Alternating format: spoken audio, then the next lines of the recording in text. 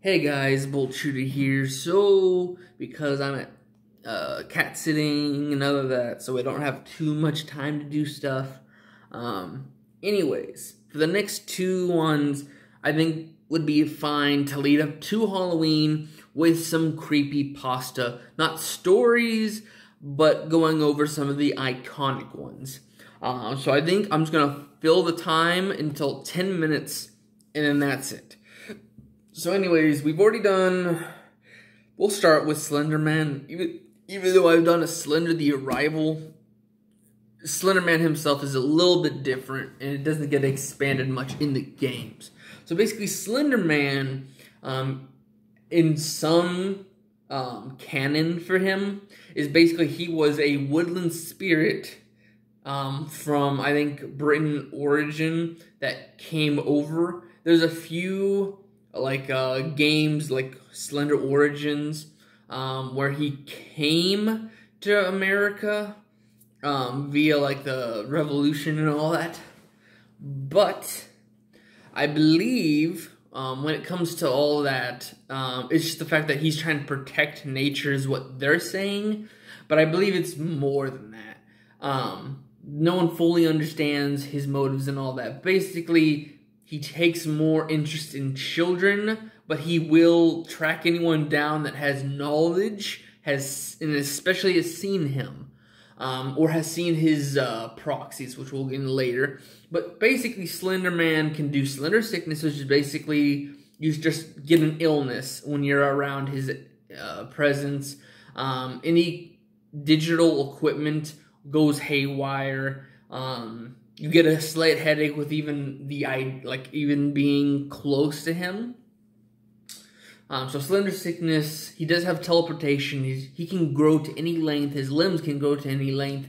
He does have tentacles that he can grow. I think it's not just from his back, but basically if he really wants to catch you, he can summon those.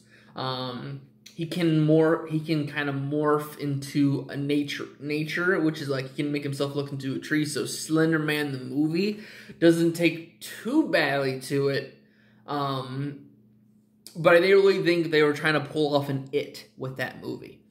So anyways, basically those are his abilities. But for the most part, he's just someone that, one, he'll take kids either into a world, or we have the proxy, which we'll get to and then after this next thing, which is basically the next thing would be if there's any photos of him or any kind of videos of him, he'll track the person who views it down.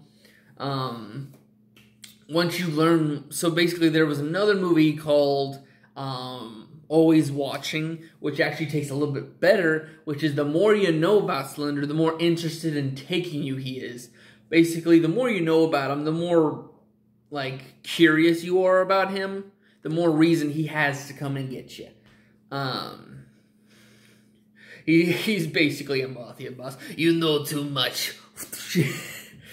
But, and then there's the proxies, which is basically he'll take a very liking to someone's mental or physical. And basically, once he starts noticing you're in someone particular, he'll deal you Slender Sickness, but that Slender Sickness starts to go deeper into mentality territory. And the biggest thing is to become a proxy of Slender. His first task is to kill everyone you care and love about that will actually go looking for you if you go missing. So another little quick story is Tinky Toby. He basically takes an axe and kills his dad because Slender Man was in the picture and says, I need you to be my proxy. The only task is for you to kill your dad. And then there's other people, like from Slender the Arrival, there's Kate, there's Charlie. Charlie is basically, I believe, the better part of the children getting taken. He takes young children and either he makes them his proxies or there's a different things like killing. He's got another realm. But Charlie's probably the best parts of he tortures them and makes them way worse than his normal proxies that were like teenagers, young adults. And then who else do we have?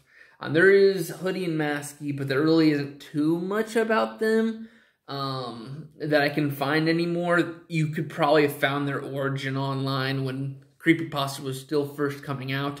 But basically, that's what Slender is. He's basically someone who takes out people that have knowledge of him, takes people that he's very passionate and very particular about to make proxies so he can actually, you know, commit more chaos and missings. And he's a very bad drawer based on Markiplier's saying. Anyway, that's it for Slender.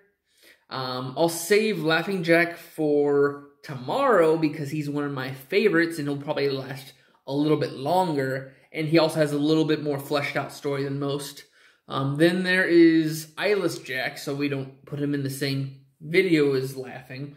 Eyeless is basically a guy who got forced into a cult by a girl, and he got basically taken over by a demon, lost his eyes, but this demon hungers for meat, but he takes the organs. He basically is like an organ donor slash black market schemer, which is basically just, I'm gonna take this for my own. And he has been known to leave it half-eaten, where like he eats a piece of it, doesn't like it, and just leaves it. And like the person who was found has found, like, it looks like a surgically removed area. So it seems like he does no surgery. And it's just it's a little cool on that end. But that's basically it for Eyeless. There is Candlejack, but from what I understand is he's just a ritual monster. You just do a ritual, kind of like Midnight Man. Midnight Man, you put a whole like seance together, and then you gotta basically say it all at midnight, let him in. Then you're able to do the Midnight Man game, which is basically go around doing this and that, or surviving for a very long time. I've been meaning to play the Midnight Man game.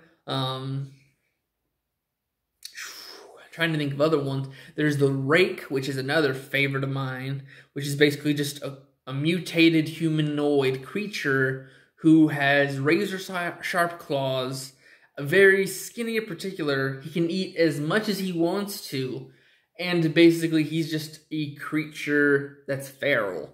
So he's been known to go into people's homes and just sit on their bed. Like there was an elderly couple that, you know, just woke up to him sitting on the end of their bed. And then he races away after some time when they start getting the bravery to actually move. And he ends up eating their granddaughter or their daughter. And, you know, she's over here in horrible, like, torn up condition. And the last thing she says is it's called the Rake. Which either this could be like, you know, a creepypasta usage, or this could also be the fact that it's just that thing before it tried to eat her, or, you know, just savagely kill her and rip her to shreds. He may have said something. Then there's the biggest story, which will end on from the Rake, would be the fact that they were the main person that created the story. He went hunting with his father and friends.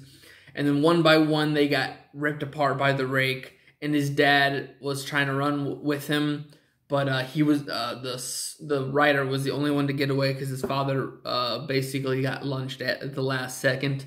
But he knows that thing is out there, and he starts making like a hunt for the creature.